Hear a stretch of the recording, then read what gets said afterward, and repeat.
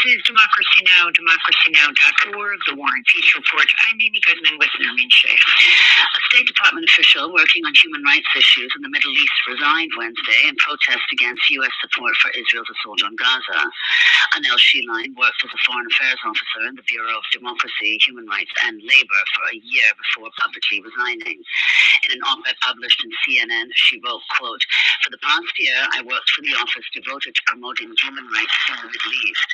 I believe strongly in the mission and in the important work of that office. However, as a representative of a government that is directly enabling what the International Court of Justice has said could plausibly be a genocide in Gaza, such work has become almost impossible. Unable to serve an administration at the Department of State," she wrote. Good morning, good evening, good afternoon, and welcome to Dreamy Dreamland. And I survived yesterday's medical intervention.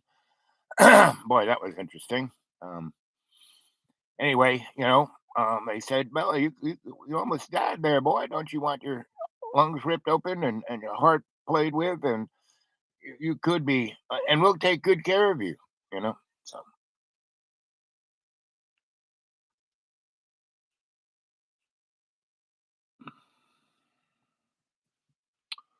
why do they do this all the time? No.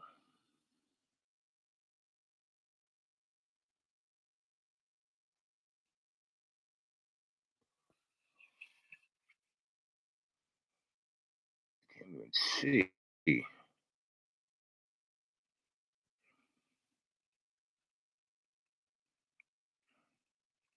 She wrote, "Anel Sheline is the most significant protest resignation over U.S. support for Israel's assault on Gaza since the resignation in October of Josh Paul, the senior State Department official involved in arms transfers to foreign governments.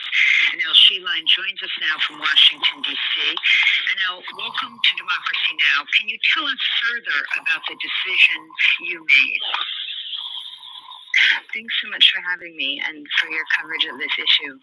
I hadn't initially planned to resign publicly. I hadn't been at state for very long, and I didn't think it would necessarily matter. But I decided to go public because when I started to tell colleagues that I was planning to resign over Gaza, so many people's response was, "Please speak out, please speak for us." Many people are not in a position where they feel they could resign, or they are trying to do what they can on the inside. There's still a lot of important social work the State Department does. And so I decided I would go ahead and go public. Well, you told the Washington Post that you tried to raise concerns internally with dissent tables and at staff forum. So what was the result of that, and how are other people with the first time? Also, we are getting overwhelming individual support donations from $10 to $20,000 to our campaigns and our drives. And that speaks for a sense of their children. The idea is that every March 24th, we should remember that date so we don't repeat those mistakes. People that has a memory does not repeat those mistakes. This all comes as Argentina's new far-right president, Javier Milei, faces out there and the rubber truly meets the road. A lot of people have no personal relationship with Jesus Christ. Do you? Reflecting back to last weekend, Palm Sunday, what was that all about?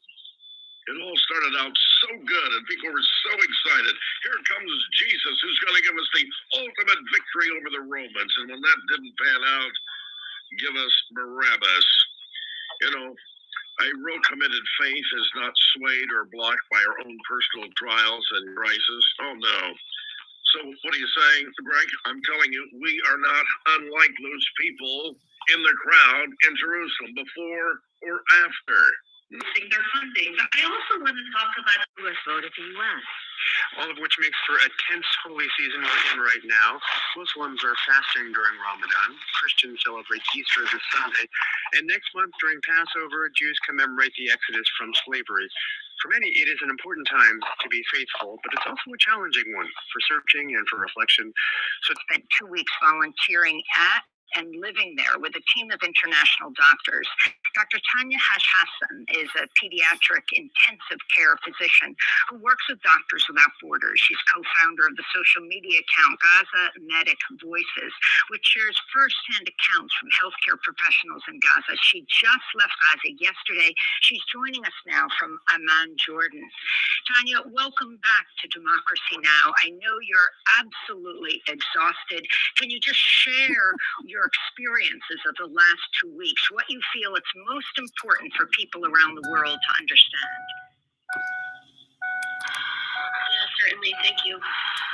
Just to clarify, I was in Gaza with a charity called Medical Aid for Palestinians UK, MAP UK.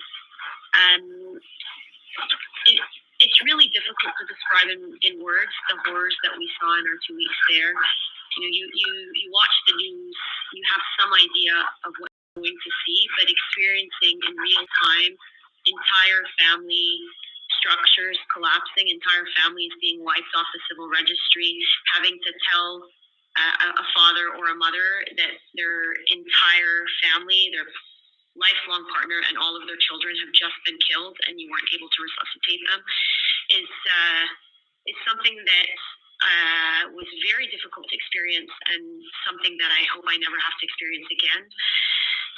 And frankly, it's something that I just feel ashamed that we're still talking about, 7 months into this. It just is such a stark representation of our failure, of our failure as humanity, that this is not a humanitarian crisis. This is the worst of what humanity is capable of, and it's entirely all man-made. And when you witness it firsthand, it's an unbearable injustice. Well, Dr. Tanya Haj-Hassan, thank you for that account. If you could also talk about some of the nurses with whom you worked. For our television viewers, you've seen some of the images that Tanya sent to us. And if you could speak specifically about a nurse.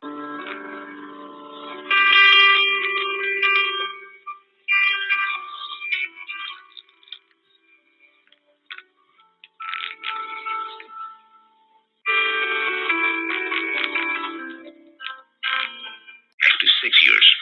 Earlier in the hearing, he apologized for the collapse of FTX in 2022, saying he had let down a lot of people. For a time, Sam Bankman-Fried was one of the rising stars of finance. Now he will be spent inside the State Department, many of whom believe very deeply in what America says it stands for. So I'm trying to speak on behalf of those many people who feel so betrayed by our government stance. And Nell, could you explain the effect that the massive protests across the United States have had within the State Department, what discussion there was of them, and then, of course, the uncommitted vote? So within the State Department, civil servants are very committed to their role of being non-political, of following the instruction that they receive.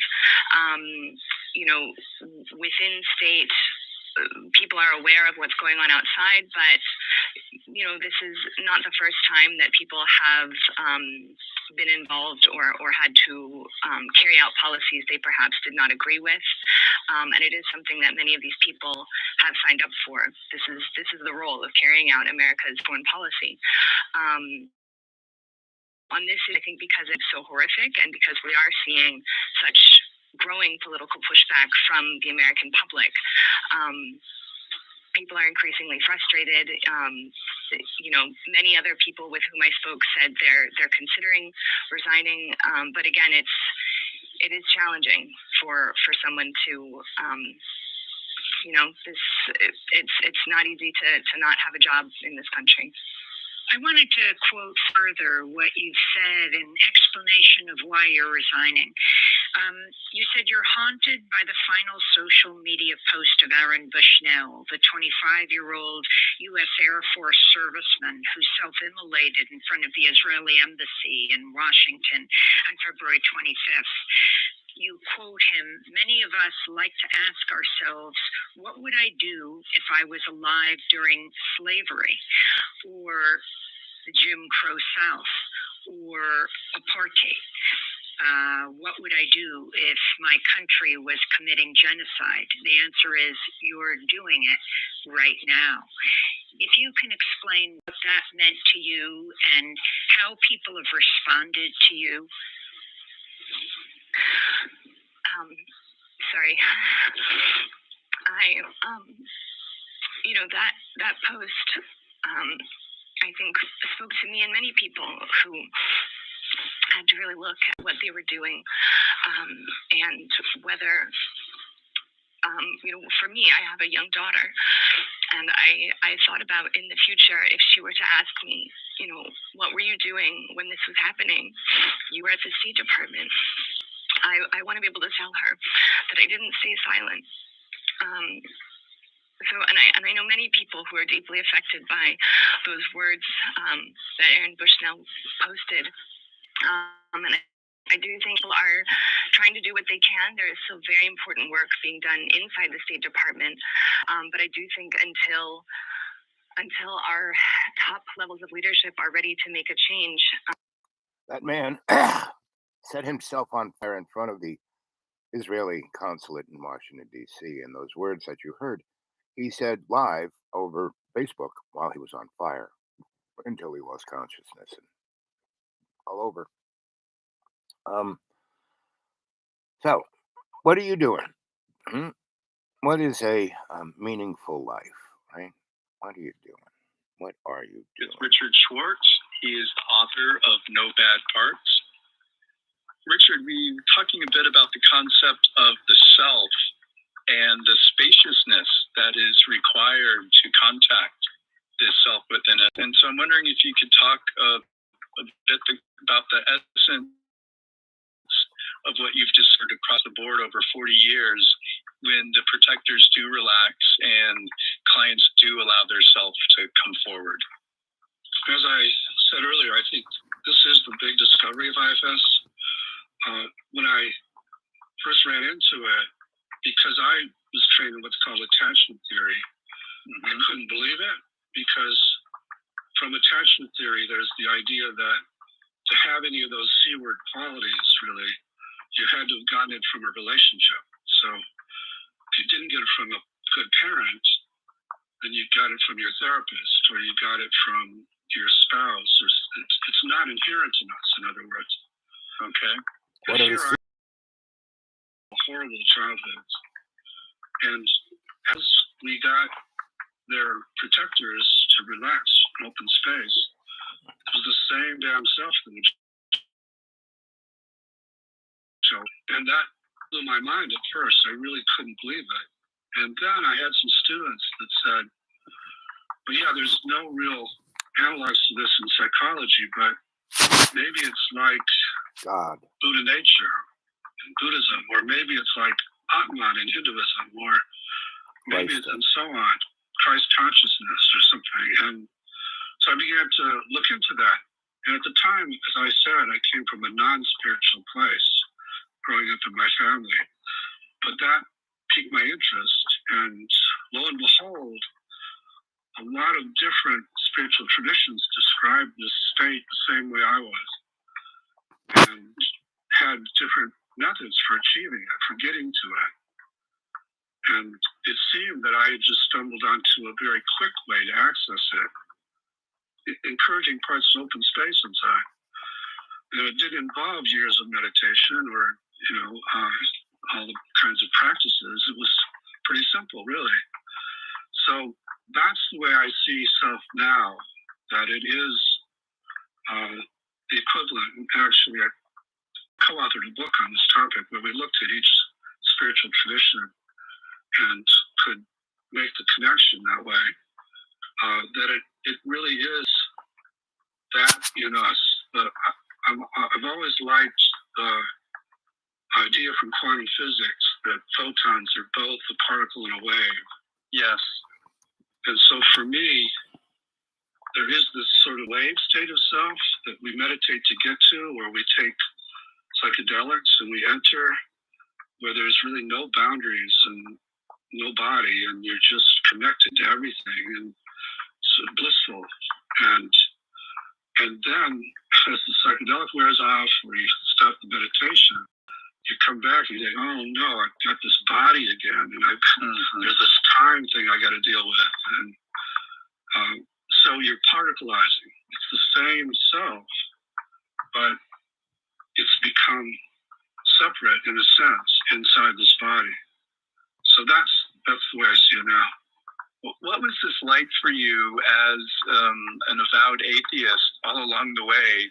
And Well, those guys go on and on. That's an interesting radio program called what do they call it? Oh, I forgot. But anyway, it's a kind of spiritual thing, and YouTube and there's every kind of everything you ever want to know on YouTube. Look, I'm here on YouTube. And good morning, good evening, good afternoon. Welcome to Dreamy Dreamland with Sensei Al Bob. And your life. What is a life well spent? Especially when there are all of these catastrophes around us. Is there a God? How can there be a God if all of this horrific stuff is going on? Why would God do this? Well, God doesn't do this. We do this, right? And the devil doesn't make us do it. We do it, right? And it's up to us to be our better self. And there are all kinds of people who have written all kinds of books. I'm writing all these novels, and really, I'm writing these novels because I enjoy writing them. I have a lot of friends who are writing stuff, and for years I've been writing stuff, and I'd be at these universities and colleges and all kinds of places. And I had access to, I'd write something on the old computer. I'd zip it over print shop, and they'd knock me off 140 copies of it. Didn't cost me anything. And I usually kept them under 10 pages on either side. And I'd hand them out, and I would get people to start thinking about stuff, right? That was what I did that was part of my shtick. And when anyone ever, kind of questioned, why are you doing this? Meaning, the people who would send me off to do what they wanted me to do, they never questioned anything I did, right? Because I would get them a outcome that they may not have even conceived, but the data from it was very valuable, right? So this is when I kind of realized, well, I realized earlier than this, but from 1988 on, I actually was just being an itinerant scholar, right? Being a research fellow, right? From 88 until 2006 or 7. And but by 2003 I stopped working for entities like Brookings and CFR and Trial Law Commission, and they paid me pretty good. But I then started working for corporations that would own my research. When I got sent off to look at stuff, right? It wasn't by any governmental institution or any institute that was being paid for by a government to look at something. I was being sent to look at stuff by corporations. So yeah, I got to see behind the curtain. I got to see who's sitting at the high table. I got to see all that stuff. And many a time I would say, oh, you are really, we need someone like you in our club. And I said, well, that's very, very nice. I appreciate that. Let me think about it. And I would never join. Like, and they would either, let me go and not talk to me until they needed me again. And so that was always on, if I ever joined the club, I'd have to do exactly what they said by just being a consultant and being someone who they could see he doesn't blab any of this around. He doesn't take, well, this is now 20 something years later, 30 years later, and it's happening right in front of our faces. And I would still talk about this, like when I was in these universities, and I could, set this stuff off to individuals, and I did it on hard paper. I never really did it in emails because I don't like. It's the same process. I sit at a keyboard and write things on a screen and edit them, and then, but seemingly when I send things into the ether, I have no they return, got them, what they think about them. But if I type them out on a piece of paper and hand it to them, yeah, they kind of look at it, and I get some kind of response or a big response. And anyway, so it worked pretty good for about 27 years doing that. And then I moved on to something else. I then started working for the Desperate Lawyers, who paid me ridiculous amounts of money, right? And I got fat and lazy. But I mean, I wasn't lazy in the brain. I was lazy in the muscle, right? And when your muscle gets lazy, it has an atrophy effect on your consciousness. And I mean, I was still meditating and I was still doing certain practices, but overall, no, no, to be honest. And that's what you have to. This guy who wrote the book about, there are no bad parts, right? He's talking about side of you. In psychotherapy, you got your subconscious, your conscious mind, your superconscious mind, and then there's the id and a few other things, right? And they're all motivated by, or at least within psychotherapy, outside forces. So I think this guy who talks about, there are no bad parts, they are basically they're all there to kind of protect you, right? And so there's the critic, right? And the critic gives it, there's this Latin word critique, meaning to understand what you're doing, right? Critic has a different. Critic means, oh, you suck. And so, but that's inside of you, it's not an external force, right? And so if you get too close to that, it's like, you get burned by it, right? And then you kind of get this other part of you that is easy to self-loathing, and then you start doing neurotic things, overeating, binging, drinking, you name it, you're doing it, And again, John Birmingham is the perfect, gilded caged canary, right? In the coal mine of sorrow and pain, right? He's the human race. He is. He's Job. But at least Job had faith. All John Boy goes, praise God, praise Jesus, praise God, praise Jesus, which is not a bad thing to do, But you kind of have to have it in a space where you live it, right? And John kind of does, he really does. But it's still, look at my underpants, it's like, what, come on. Now has a charge against him, and he's been spelling it out. And there's no question at all about it. Now, the problem was that which was spiritual or religious apostasy for these people. It had led to moral awfulness, and it had led to political anarchy in the nation. But their trouble was here. Now God has called them into court. He's proved his charge against them. Now what's he going to do? I tell you, the prisoner stands at the bar waiting for the sentence, a judgment. And God now could move in and judge them. But will you listen to him? Even at this late moment, God says to them, settle your case out of court. God says, don't go into court with me because you're going to lose. You're bound to lose. And he says now, I have something for you. And this is amazing. You can't believe your ears when you hear this.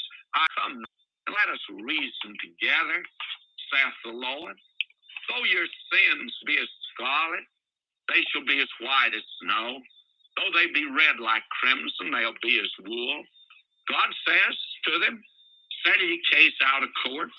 And you remember that was the thing that he said to his people, the Lord Jesus did. He says, agree with your adversary in the way. Don't wait till he takes you into court. God says, settle your case out of court. And God says, I have a secret formula.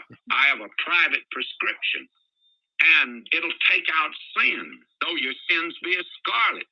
They'll be white as snow. They'll be red like Good detergent. crimson. They should be as wool.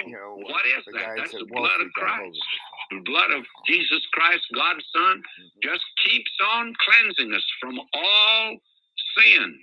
And God says, agree with your adversary quickly whilst thou art away with him. And God says, I have a charge against you, but I can take my divine alchemy.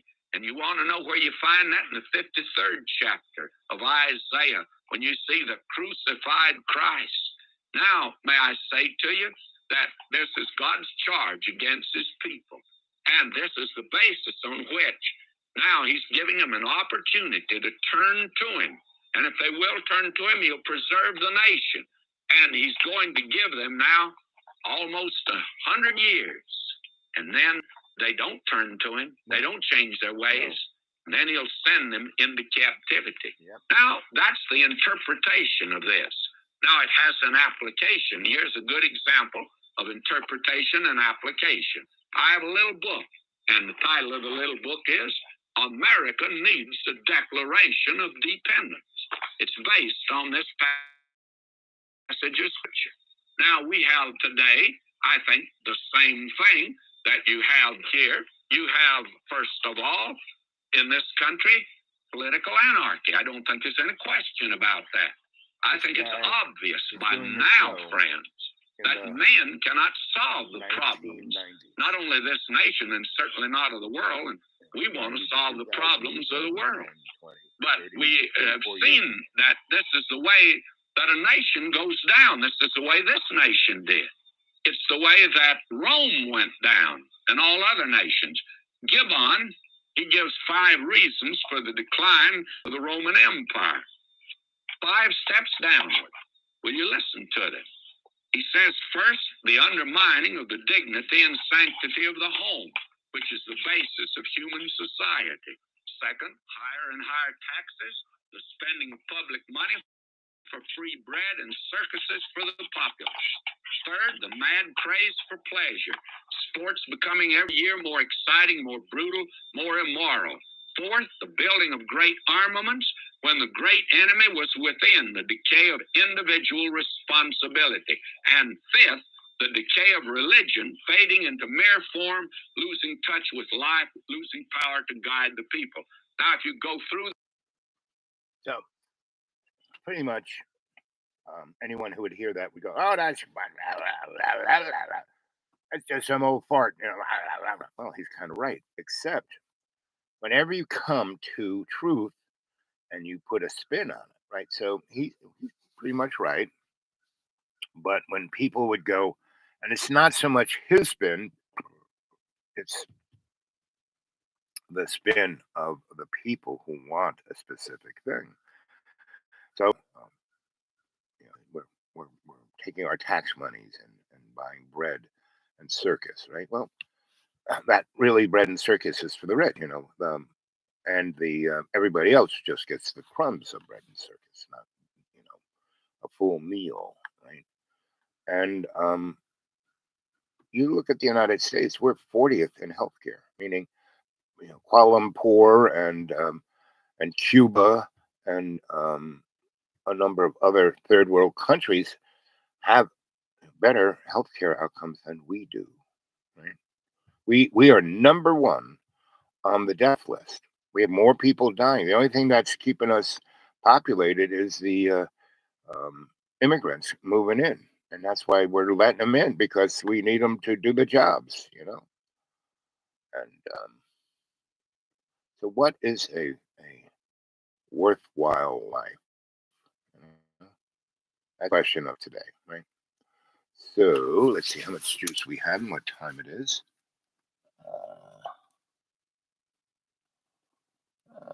It's 3 something, and we got at least how much there? 70. Okay, so we got enough.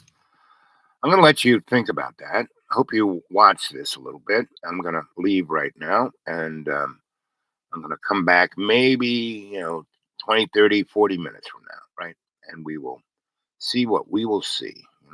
Hopefully there'll be an audience, right? Right now, nobody showed up. So remember the thumbs up.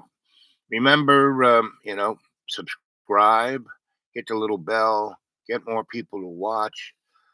If you want to send something to my PayPal, that's great. You want to get a hold of me in person, the dude awake 42 at Gmail. Often I don't get right back to have the internet. I have to go to someplace like this. I have to be able to borrow a pony like this to get there. I had to have I had a real serious heart thing. Man, boy, it was woo. And I had been there before just to get a test, and they wanted me to have open heart surgery. I've told that story. So when I went in back in the hospital, man, everyone knew me. So I got Cadillac service. They came out and got me in a wheelchair and wheeled me in and signed me all up without me having to do anything, and then took me to get to first make sure I'm not going to die, and then I went through all these tests, and they had all the head people, all the best in that hospital take care of me, right? But I still had to sit in a waiting room between. I had about 8 tests, about 4 hours of doing all of this, right? And I was luckily I did have a pony to get there. It was 4 in the morning, so I don't drive at night, but I was driving. I had to drive through the Sawtooth Mountains, and the tractor trailers were still coming. It was unbelievable. And so it's pretty tough. I mean, God really got me there because I couldn't see anything. Luckily, I knew every inch of that road, but I was going the speed limit, 35 and 40 miles an hour, and people were like, and it's like this, and they were like leaning on their horn and flashing their lights and zipping around me on dead man. It was like an example of, humanity is losing its mind. So I got to the hospital, and I kind of got there, and the upper echelon were, like I said, gave me Cadillac care. And so, they did all these tests, and they said, well, you have this heart problem. And I said, yeah, and you should get this operation. And I said, so can I get it here? And they go, well, we would much rather you go to Duke, meaning the blast place. I said, well, who's going to pay for that? And they said, we will. I said, really? I don't have to pay anything. I have nothing. They go, well, you're so poor. No, you fit right in our category. You're the sweet spot boy. And I said, well, that's nice, but I can't get to Duke. I don't have a car. You don't have anybody to drive me? Nope. And they wanted to talk to someone in my family, right, to see. And my family, so I called my one of my sisters, and she said, got on, and they were talking to him and said, well, can you take him? Well, no, I don't live in that part of America. And they said, well, what happens if your brother dies? And my sister said, throw him in a dumpster.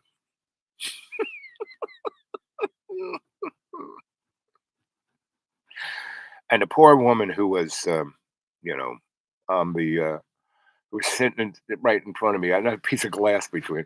She couldn't believe it. She goes, "What are you talking?" I said, "You." And my says, "Oh, I'm just kidding."